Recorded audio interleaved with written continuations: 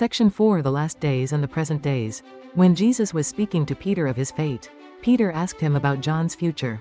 Jesus replied, "If it is my will that he remain until I come." What is that to you?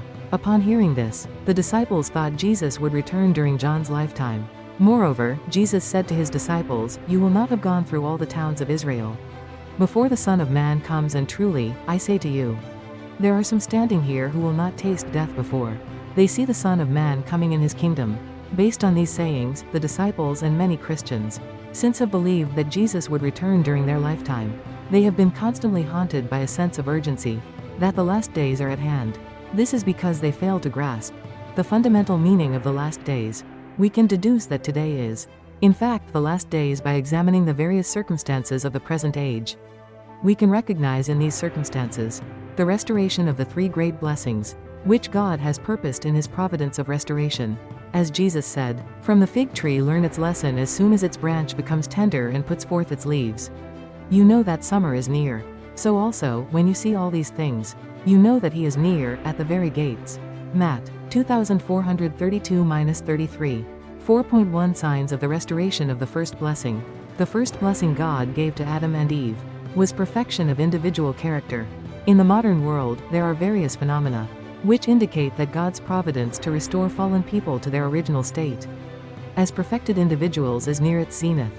First, we can observe that the spirituality of fallen people is being restored. We have already explained that when a person reaches perfection, he becomes completely one with God in heart, and is able to build true relationships with others. Adam and Eve, though not quite perfect, were able to converse with God. When they fell from this state, they caused their descendants also to sink into ignorance of and insensibility to God. Gradually, the spirituality of fallen people has been rehabilitated, as they enjoy the merit of the age in the providence of restoration. In the last days, therefore, many faithful believers will acquire the ability to communicate with God.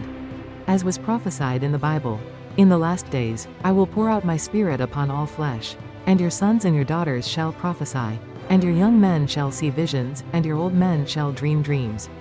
Acts 217. As we witness a profusion of spiritual phenomena taking place all around us, we can discern that the present era is the last days. We are entering an era when we can reach individual perfection and restore the first blessing of God.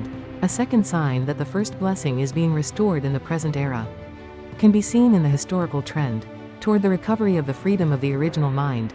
Due to the fall, our original mind was shackled under the yoke of Satan.